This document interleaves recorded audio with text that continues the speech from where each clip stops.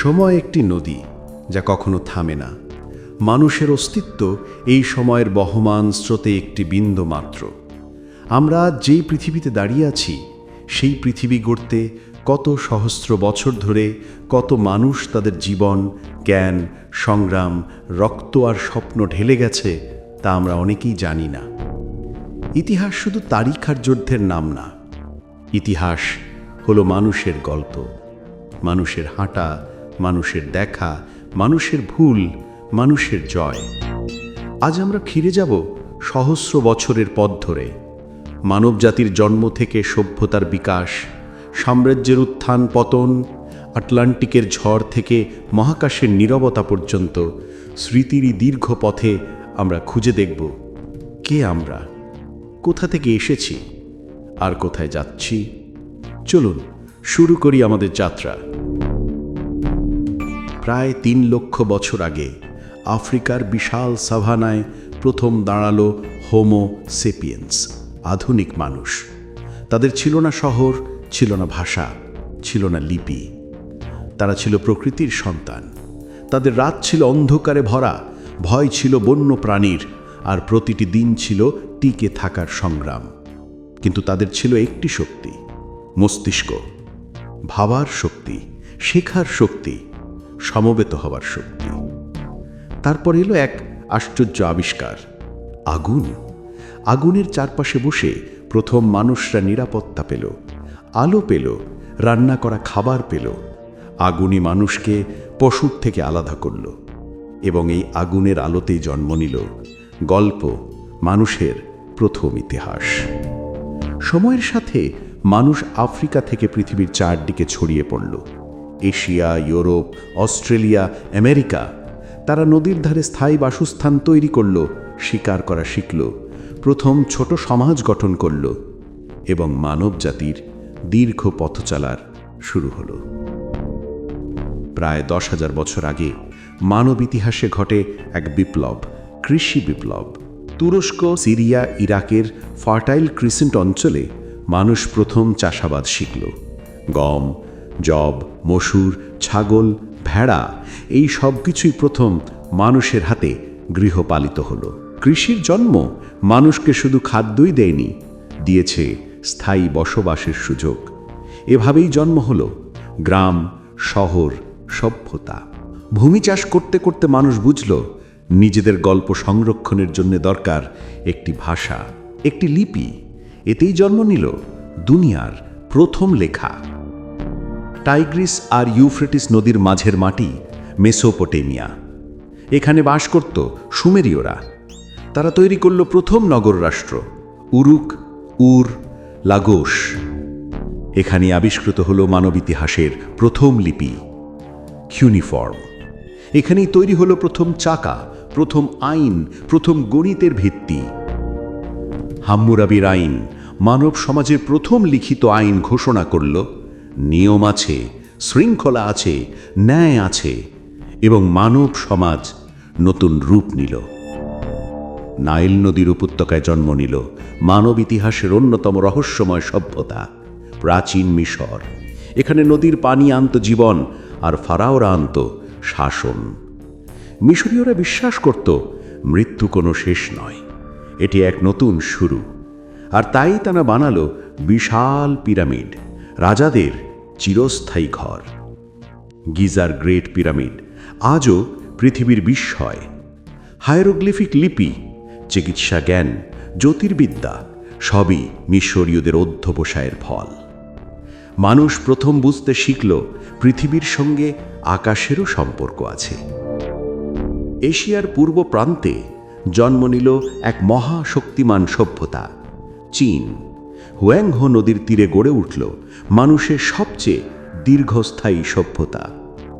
এখানে জন্ম নিল কম্পাস, কাগজ, গান পাউডার, প্রিন্টিং প্রেস। এখান থেকে বেরিয়ে এলো কনফুসিয়াস, দুনিয়ার অন্যতম জ্ঞান দর্শন। চীনেরা শিখিয়ে গেল সমাজ হলো পরিবার, আর নৈতিকতা হলো শক্তি। গঙ্গা সিন্ধু উপত্যকায় জন্ম নিল প্রাচীন ভারতীয় সভ্যতা, হরপ্পা ও মহেঞ্জোদারো। সুশৃঙ্খল নগর পরিকল্পনা, ড্রেনেজ সিস্টেম, সাহিত্য, গণিত সবই ছিল বিস্ময়কর। ভারত দিয়েছিল মানবজাতিকে শূন্যের ধারণা, আয়ুর্বেদ, যোগ, বৌদ্ধ দর্শন, মহাভারত ও রামায়ণের মহাকাব্য। এই ভূমিতে জন্ম নিলেন গৌতম বুদ্ধ, যার শান্তির বাণী বদলে দিয়েছিল এশিয়ার মানচিত্র। গ্রিস ছিল চিন্তার দেশ। এখানেই সক্রেটিস, প্লেটো, অ্যারিস্টটল জন্ম নিলেন। তারা শেখালেন জ্ঞান প্রশ্ন করতে হয়। দুনিয়ার প্রথম গণতন্ত্র জন্ম নিল এখানেই। স্পার্টান যোদ্ধা, এথেনার শিল্পী, করিন্থের বণিক সবাই মিলে গড়েছিল এক বৌদ্ধিক সভ্যতা। অলিম্পিক গেম শুরু হয়েছিল মানুষের শক্তি আর সৌন্দর্য উদযাপনের জন্য। গ্রিসই হল দুনিয়ার যুক্তিবাদী চিন্তার জননী। রোমান সাম্রাজ্য মানব ইতিহাসের অন্যতম বৃহত্তম সাম্রাজ্য। এখান থেকেই জন্ম নিল আধুনিক আইনের ভিত্তি, স্থাপত্যের নতুন রূপ, রাস্তা, সেতু, নগর পরিকল্পনা। রোমানরা তৈরি করল কোলোসিয়াম, সিংহ আর গ্ল্যাডিয়েটরের ভয়ঙ্কর লড়াইয়ের মঞ্চ। রোম একদিকে শক্তির প্রতীক, অন্যদিকে সভ্যতার আলো। প্রায় 1000 বছর মানব সমাজ কাটায় এক অস্থির সময়। রাজ্য, সামন্ততন্ত্র, ধর্মযুদ্ধ, প্লেগ সব মিলিয়ে পরিবর্তনের এক কঠিন যুগ। এই সময়ে ইসলামের উদ্ভব বদলে দিল মানব জ্ঞানকে।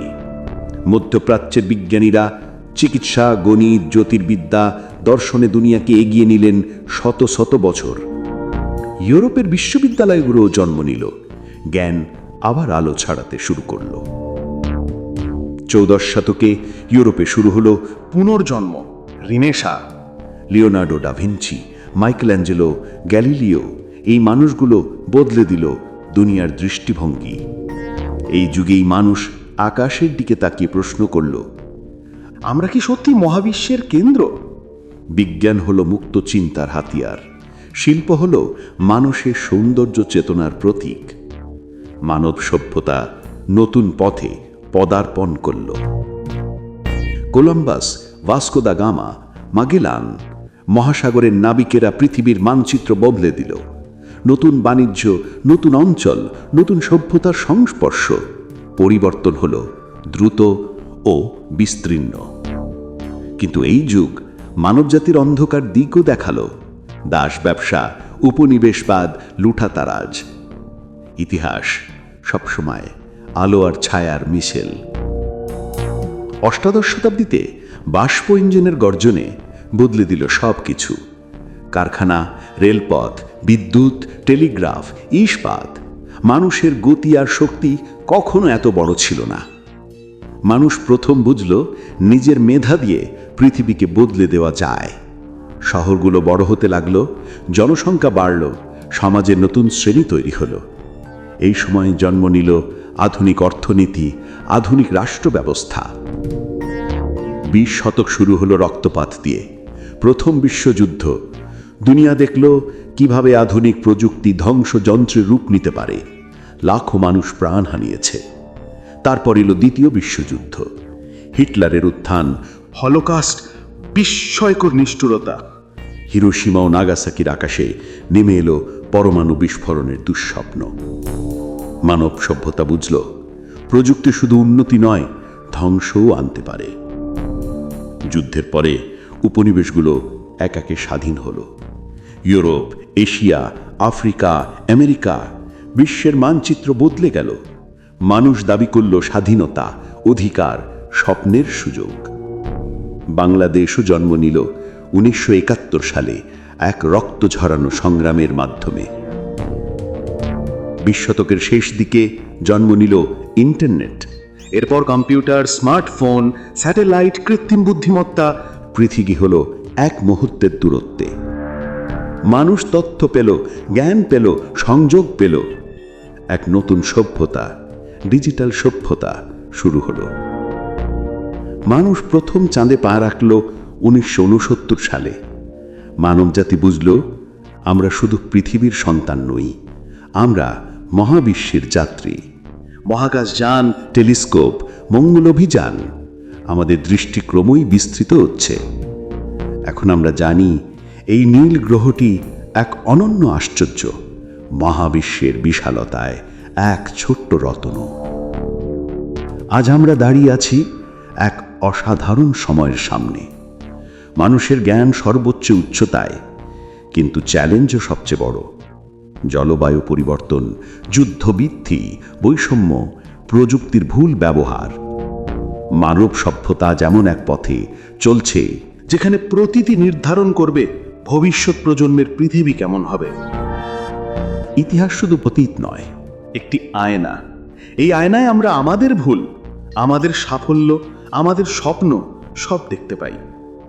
মানব ইতিহাস বলে মানুষ ভুল করে আবার শেখে, মানুষ যুদ্ধ করে আবার শান্তির চেষ্টা করে, মানুষ ভেঙে পড়ে আবার দাঁড়িয়ে যায়। এই বিশাল যাত্রাপথে একটি জিনিসই কখনো বদলায়নি: মানব প্রচেষ্টা, মানুষের আশা, মানুষের সাহস। আমরা আসলে অন্ধকার থেকে আলোর দিকে এগিয়ে চলা এক জাতি। এটাই আমাদের ইতিহাস, এটাই আমাদের ভবিষ্যৎ।